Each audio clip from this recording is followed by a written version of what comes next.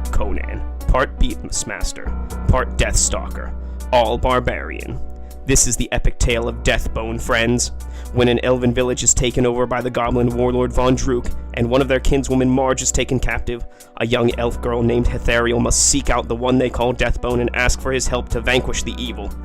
Deathbone, along with his ragtag group of adventurers, decides to take on this quest and bring about peace to their home Mucklark once again. Filled to the brim with witty and over-the-top dialogue and comedy, Deathbone is foaming with action and blood, dripping with erotic adventure, and sure to make any warrior queen wet with excitement. Get your pals together, strike up a pint of mead, and chow down on a dragon's leg, for you are about to witness the most epic, low-budget fantasy action film you have ever seen. I'm Corey. And I'm Paul. And we are the B-Movie Bros. Here we review B-movies to the best of our abilities. Sometimes we get off topic, but randomness is a gift. This week we bring to you Deathbone, Third Blood, Part 7, The Blood of Deathbone. And what you just heard was, of course, on the back of the cover box art. Let's take a look at the cover. The front. Deathbone. Prepare to get boned.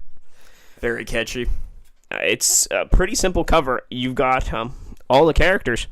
You've got Deathbone right in the front. He looks like he just shit himself, holding an epic sword. You've got his companions to the left of him, the villain to the right of him. It's pretty standard what you'd expect from a barbarian movie, minus the whole look of shitting themselves that I mentioned earlier. Then he says Deathbone in the title and low-budget films. And this is a Chris Seaver film. Chris Seaver being a director who's been in the B-movie business since the early 90s. He's had his own company. Actually, several of his own companies that produce B-movies. So, very experienced. Yeah. If we're probably going to review a lot more of his movies, he's pretty well-known in the B-movie world. He's like the Poloni brothers, except a little more strange. Not a twin. Yeah, not a twin either. Actually, I don't know that for a fact. That's true. You shouldn't pass judgment till you know for it. So let's just jump into some shit here. Let's take a look at the characters. We mentioned them on the cover.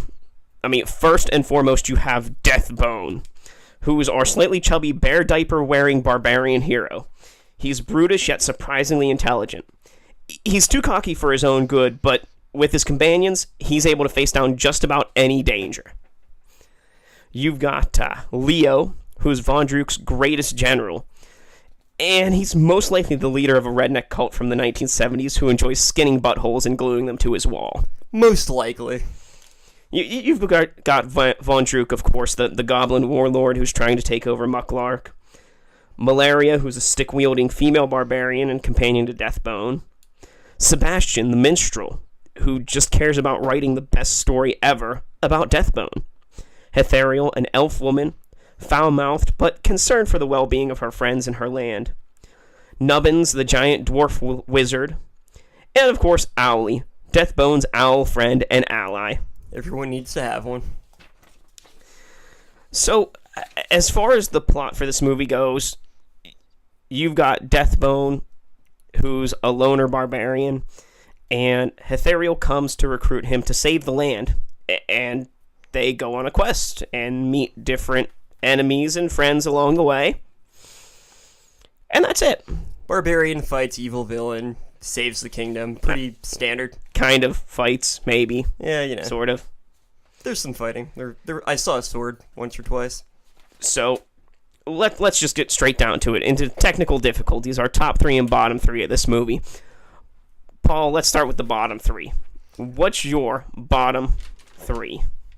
As far as bottom 3 goes, I'm going to have to go with there were too many stupid voices in this movie. It pissed me off. Like, every other character had a stupid voice or was supposed to be, like, some kind of, like, stupid character or something. Like, Deathbone, he was this, he was basically supposed to be this muscle-headed, like, Italian, arrogant bastard, and, like, he sounded a lot like Sylvester Stallone, like, it was real obvious what they were going for with, Van Drook was supposed to be this typical rapper. It was supposed to be a joke of how he's a goblin, but he's also, like, ghetto and it was really dumb. Street cred. Yeah, of course, like, and, Marge, the woman that they were trying to save, was all her.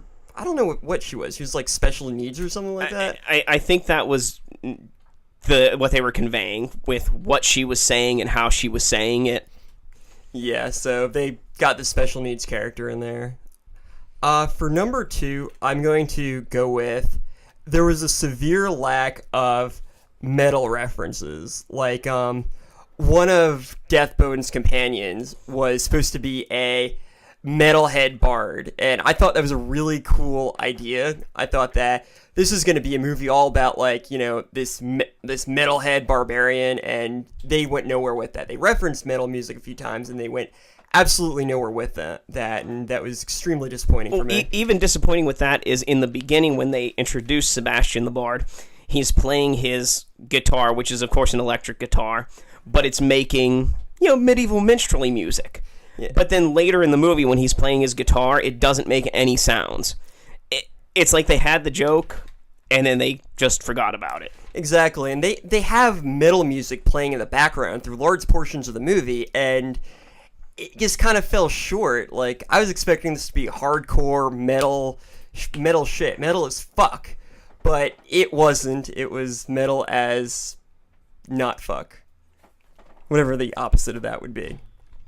And for number 1, I'm going to have to go with the jokes were just too random for a plot that was very confined. They had very defined area. They had a very defined story going on. They were just too random, and they never tied into the medieval theme. Well, they did very few times, but not enough.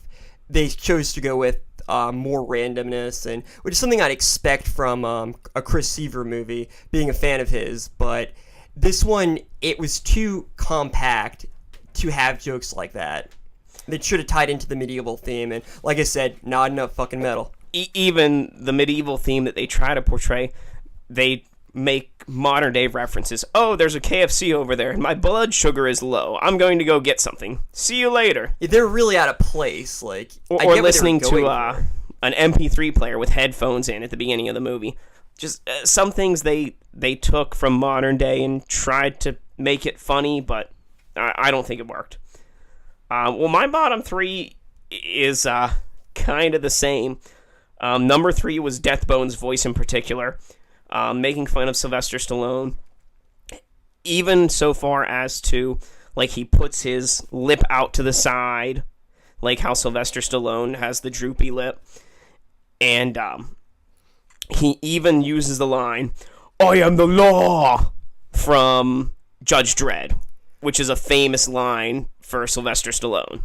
I mean, granted, in the context of it, it kind of worked, but if you were going to go so far and making references to Sylvester Stallone and making him obviously supposed to be like him, at least in, like, the movies like Rocky and Judge Dredd and stuff like that, where he's this big manly man, you got to at least mention that. Like, somebody should have said, like, who's this Sylvester Stallone motherfucker over here? Something like that. Like, the only actor they mention is the person who played Beastmaster, which I don't even remember that actor's name. Fuck if I know. But, I mean, he even wears a headband like Sylvester Stallone in Rambo, but I digress. Let's move on. Number 2 was the distasteful jokes. I mean, just everywhere you turned, it was sex joke, fart joke. There was a running joke throughout the movie of Ithariel being hideous and disgusting, and swamp beings and cave trolls are better looking than her. And she was probably the best looking actress of the crew. She was definitely not bad looking. I think with that one, I can kind of forgive them. Just, well, knowing like Chris Seaver's type of comedy, I expected that. But like I said with mine, it didn't tie in with a plot. When you have a plot that's so specific to a time period and a place and a story, you gotta have gotta have it going back to something. At the same time, beauty has changed throughout the ages, and in some ages, curves and everything were the big attractor. And, middle ages being one of those things. You wanted a woman that was bigger because that showed strength, that showed that they could survive a winter, whatever. So that could actually fit in the time period. But still, just the running joke of someone being ugly or whatever, I just don't find it funny. And they just overused it and drove it right into the ground.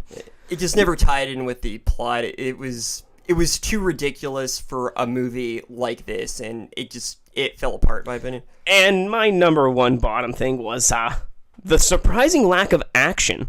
It says this is the most epic action fantasy film you've ever seen.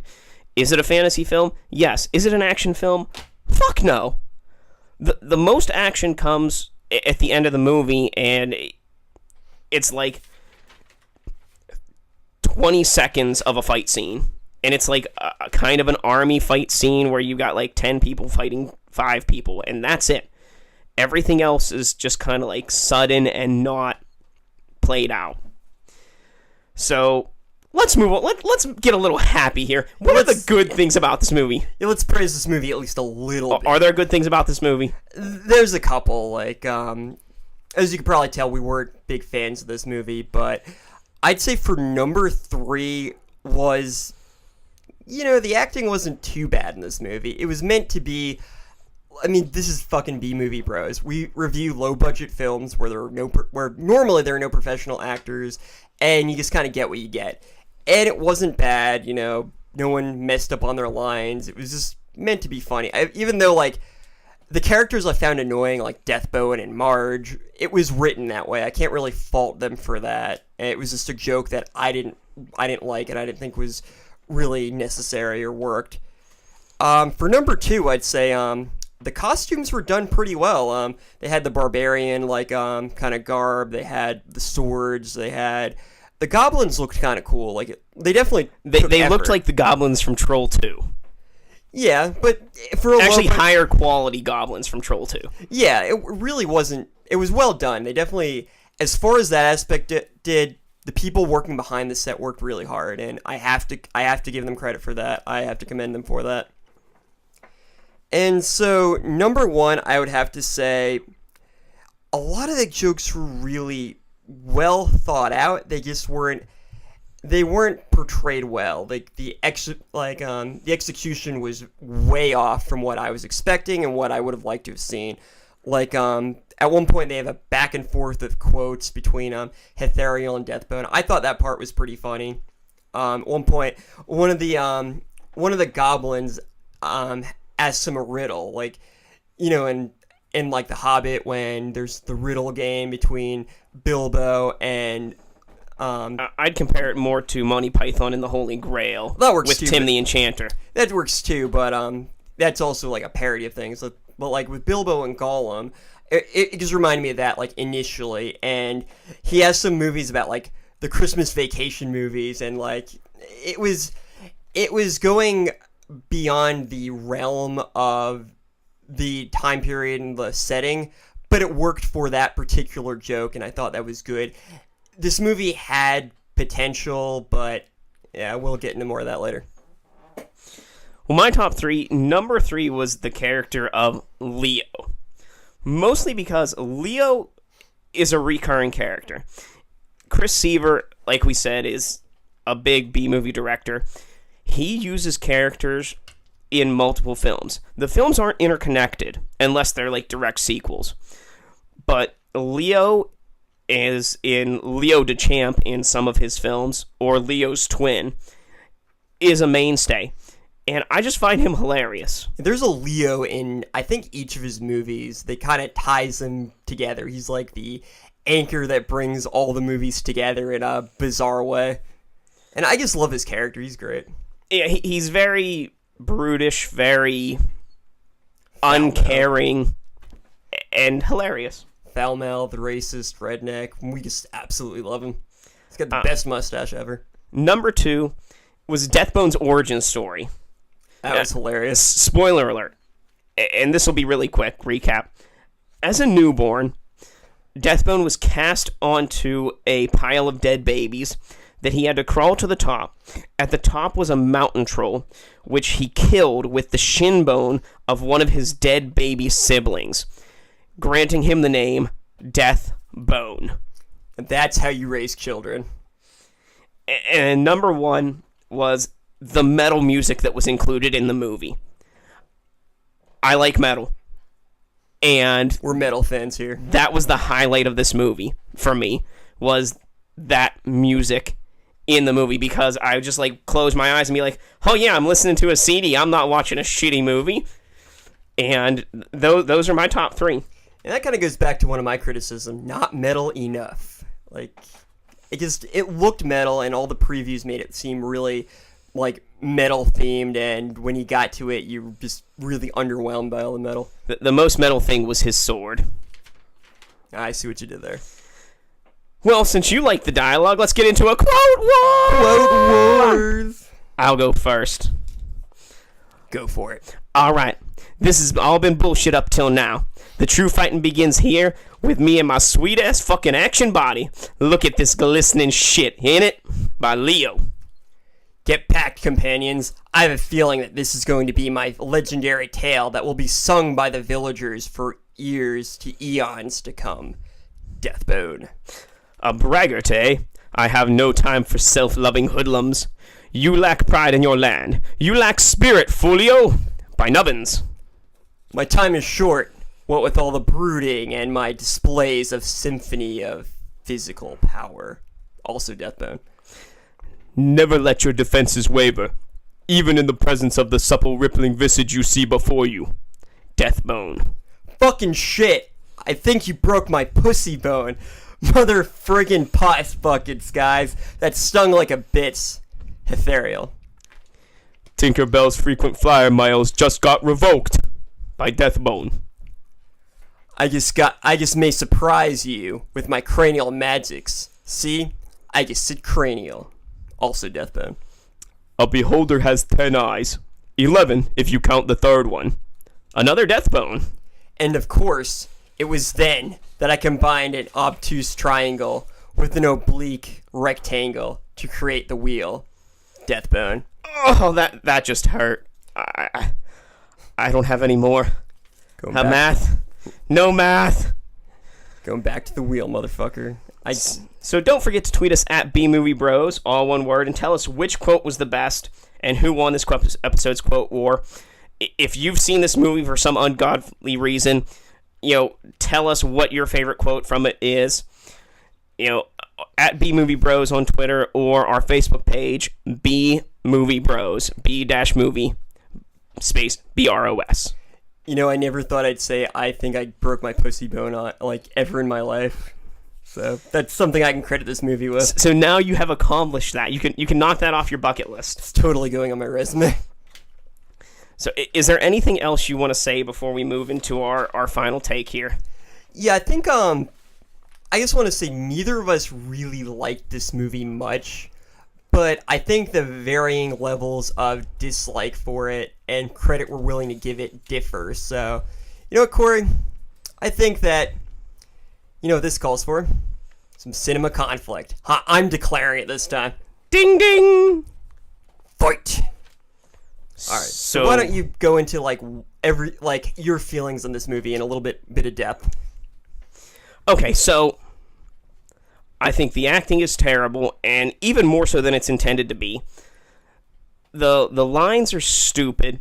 There's too much sex and fart jokes, which I know Chris Seaver does that a lot in his movies, but it's just way overdone in this. Is it possible to be too much with sex and fart jokes? Things seem to go at a pace so slow that a snail covered in molasses in the dead of winter of Nova Scotia moves faster. I could brew coffee by staring at it faster than the plot to this movie moves along. And this movie's only 95 minutes. The lighting is actually okay because it's outside all the time. The characters, aside from Deathbone, are pretty two-dimensional.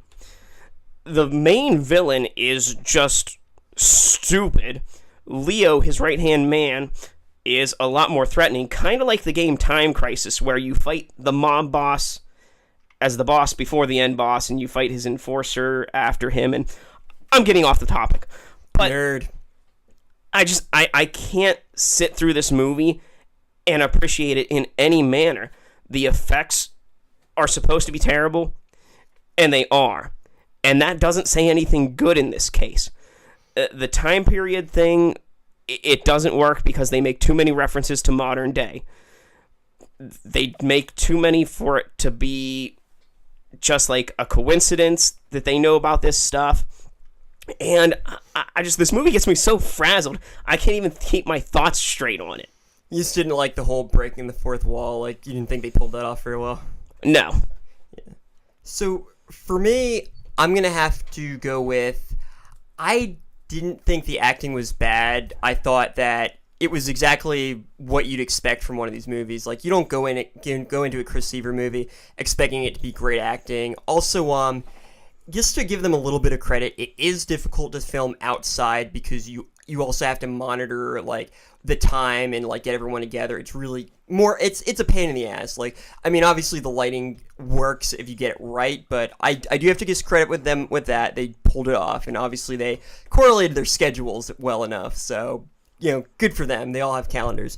But there's one thing I want to point out with this movie. This movie was written by Chris Seaver, and it was also written by Trent Haga.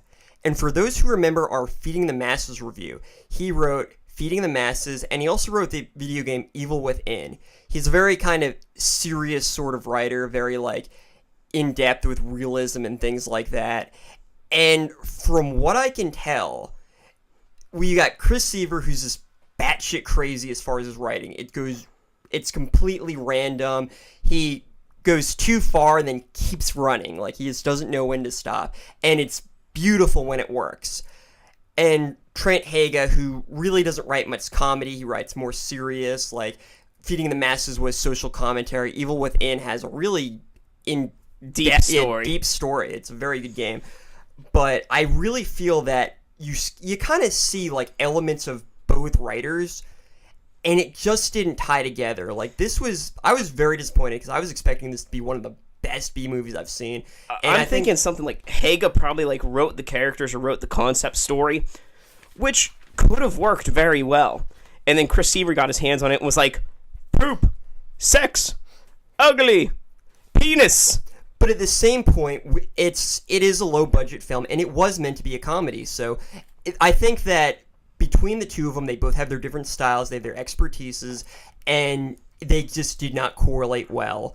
As far as the action goes... You know what else is supposed to be a comedy? What's that? Feast. Feast is fucking shit. Feast was like, oh, I'm a low-budget film, except not really, so I can cover all bases. See, this movie at least knew what it wanted to be, it just failed at it. Feast was trying to cover all bases and failed at it. It was trying to suck up to everybody, but I'm not going to get into Feast again. If you want to watch a review of that. Anyways, you need a fucking drink. But, okay, so the jokes were all right. It was obvious that they were intelligently written, at least a decent amount of them. The dialogue had potential. It was just off. Like I said, it was misplaced. Yeah, it was very misplaced. Like, if you're gonna have a movie placed in a certain time period, make more references to that. And if you're going to like break the fourth wall, at least do it well. Like, it just felt awkward at most of the time.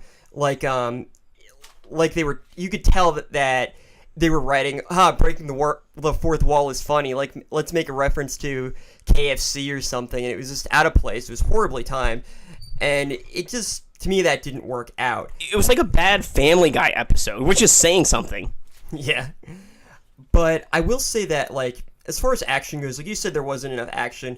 I don't think more action would have helped this movie. I thought that the only action in this is Deathbone basically beating the shit out of people and like just tearing off. Like, at one point he tears the wings off of one of the fairies. They could see a bunch of fairies, which is like 2 seconds. Yeah, but it was meant to be like I think like, they would have just like going and fucking shit up. If they would have labeled it as an epic fantasy adventure film instead of an epic fantasy action film, it would have helped it leaps and bounds.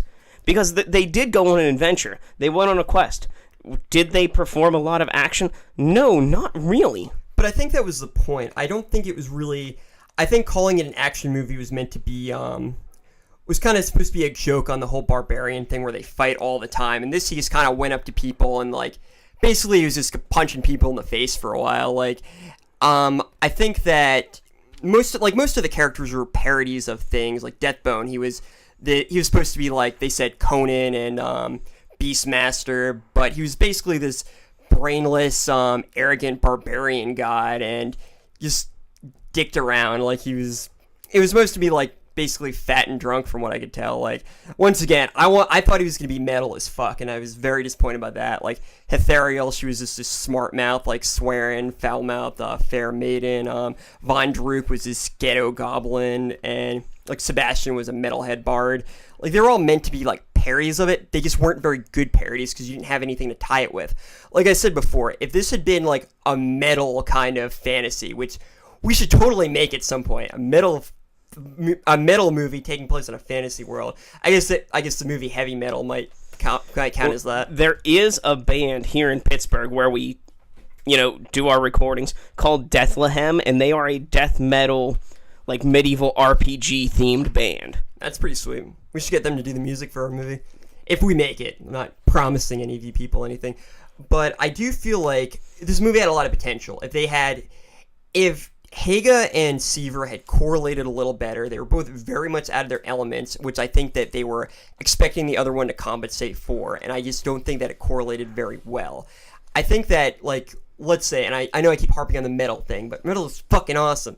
But if they had made, like, Deathbone this metalhead, like, barbarian, and then Van Drook, this ghetto rapper goblin, like, having a fight between that, like, that would have been cool. That would have been a war of the music. Exactly, like, just getting there and, like, clash of, like, culture and everything, only in a fantasy kind of element world. That could have been cool, but Chris Seaver's style is very random, and I think Hager's was just too organized for this, and it could have been something cool with two different types of writers working together, but I think it lost itself somewhere along the lines.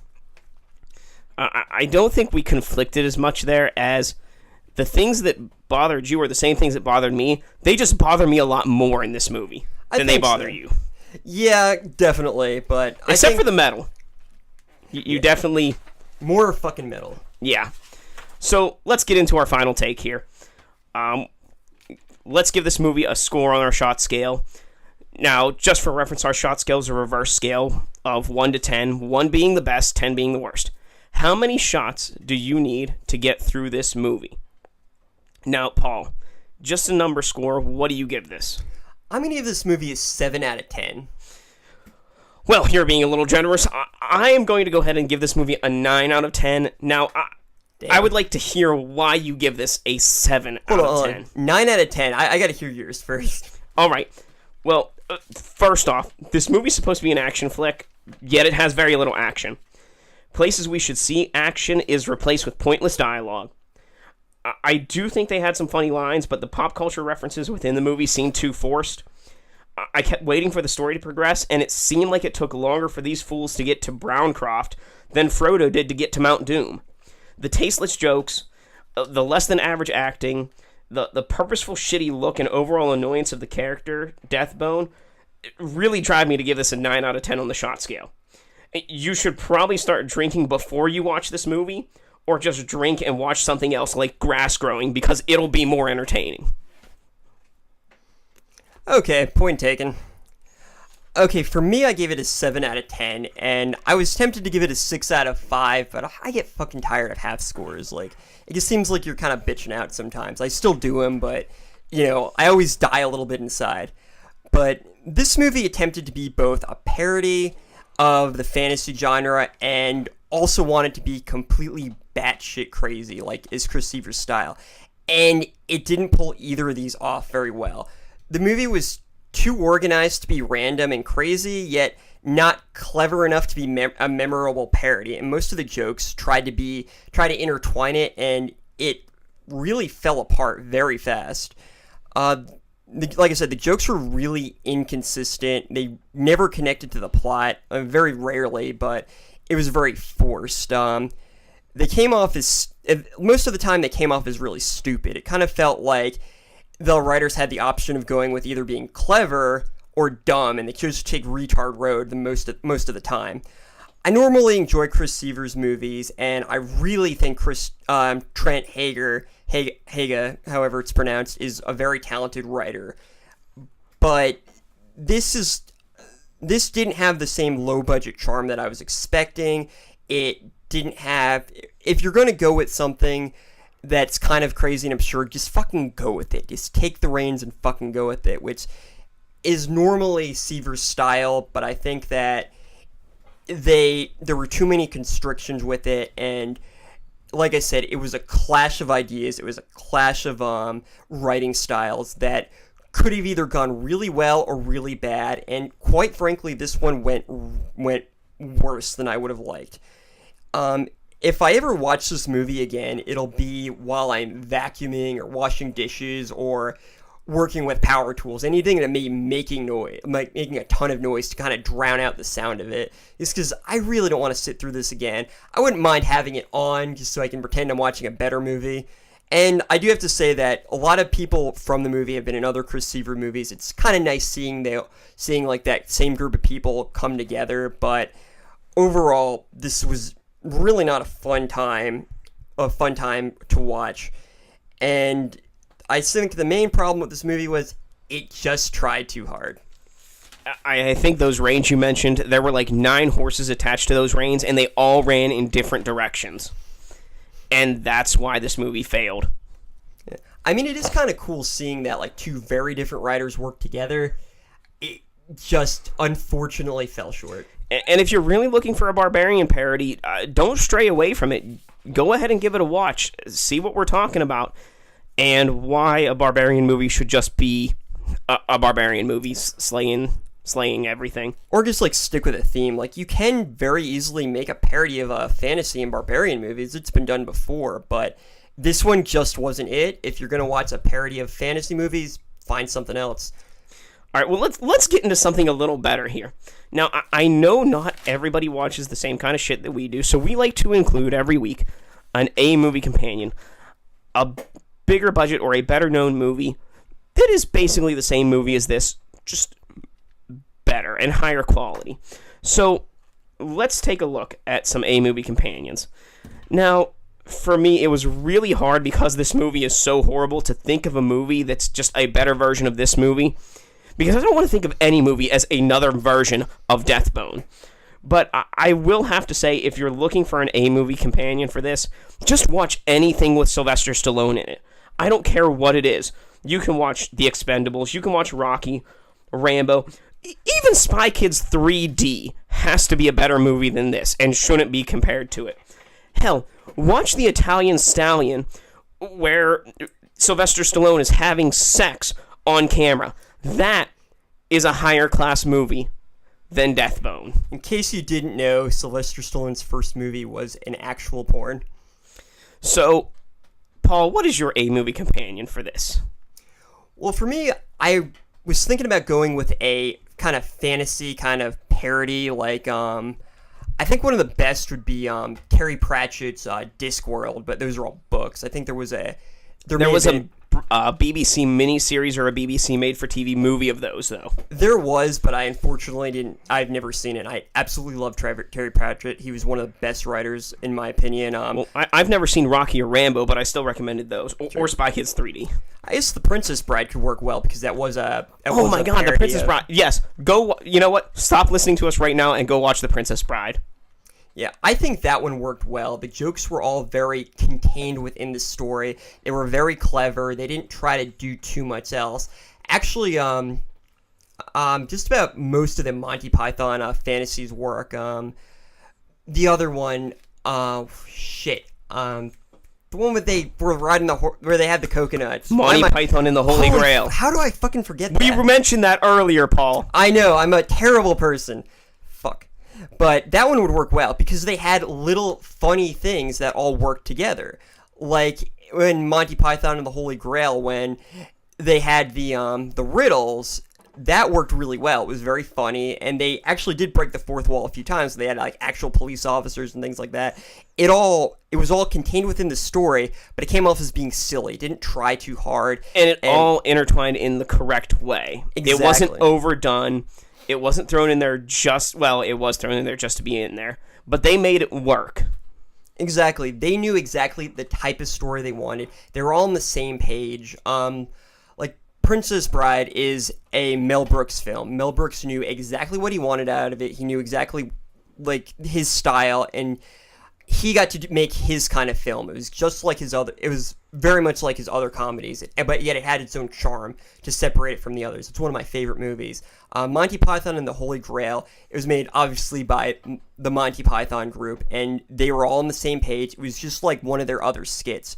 This movie, it was just a mess, and it's a low budget movie. And like, once again, made by Chris Seaver. He's got his own style. But because I believe he probably conflicted with Haga a bit too much, who once again has a wonderful style, it just didn't work. It fell short. And if you want to watch a really good fantasy, like Renaissance type of parody movie, watch one of those two movies. They are fantastic and much better than this.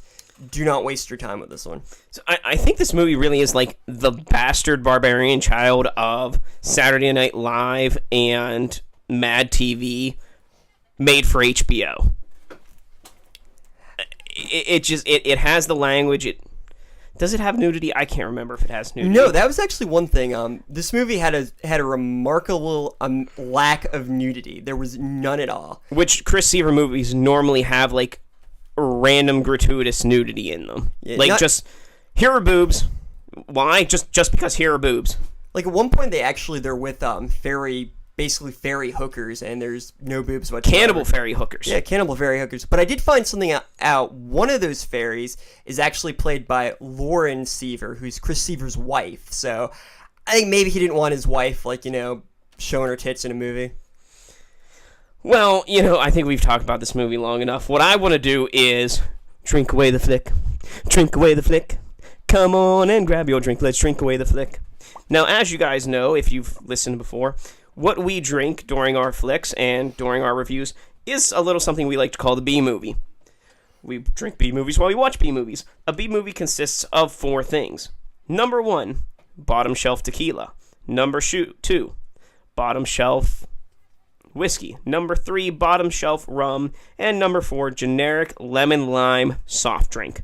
Now, you take 1 shot of each alcohol, put it in your cup, fill the rest with lemon lime soft drink. You have yourself a B movie. So let's get on Magic in a cup. To the drinking games here. I'll give you some, then Paul will give you some. Number 1, every time something dies, take a drink. Number 2, whenever you hear a pop culture reference, take a drink. Number 3, whenever Browncroft is referred to as a war zone, take a drink. Number 4, whenever a sex joke is made, take a drink. Number 5, anytime a character comments about Ithariel's looks, take a drink. And number 6, whenever Owly leaves, finish your drink because you've just seen the best part of the whole movie. Yeah, that was another thing. He's got this little Owly, who looks like a cheap version of Hedwig, and he's there for it's like 2 seconds. It's a dollar store owl. I have them at my house. Well, and that was cool. I liked that part. I love when cheap props are used in a funny way in B movies, but that just kind of went away real fast, and I was very disappointed. Need more Owly, need more metal. So, what do you have to drink away this flick? For my drinking games, I would have, whenever the fourth wall is broken, take a drink. Whenever they make a penis reference, or say the word penis, take a drink. It happens probably about as much as you would expect it to in one of these movies. And whenever they mention metal music, take a drink. Fucking metal. To quote Leo, my wiener could scare a velociraptor. Bitch. That just gives you a taste of the penis jokes in this movie. Taste of the penis. Oh, God damn it, Paul. So, that's it. Join us next week after we begin our first themed month. And what theme is that, Paul? For our first theme month, we've got Asian Culture Month. We've got a bunch of movies from the Far East that we're just dying to get into. See how people from another part of the world make their B movies. So, next week we'll be taking a look at the 1998 Hong Kong masterpiece, Son Fa Sa Sui, or better known in the U.S. as Biozombie. I'm excited. This is a movie that I watched a lot growing up. It was one of my first zombie movies. It was one of my first, I don't even know if it's rated, but R-rated movies. because my mom was awesome and let me buy that kind of shit when I was like 13 years old. Baby's first R-rated movie. Oh no, that was Phantoms, starring Ben Affleck. Never forget your first time with Ben Affleck. So don't forget to follow us on Twitter at BMovieBros, all one word, and like us on Facebook at B-movie space BROS. That's BMovieBros. And yeah, that's about it. Anything else you would like to say before we sign off here, Paul? Well, one thing I have to comment on the advertisement for this movie. I was not wet with excitement watching this. I guess I need to point that out. And there you have it. Wet with sweat, not excitement. So Very disappointing. I have to say that until next time, friends, be brave, be alive, be back next week.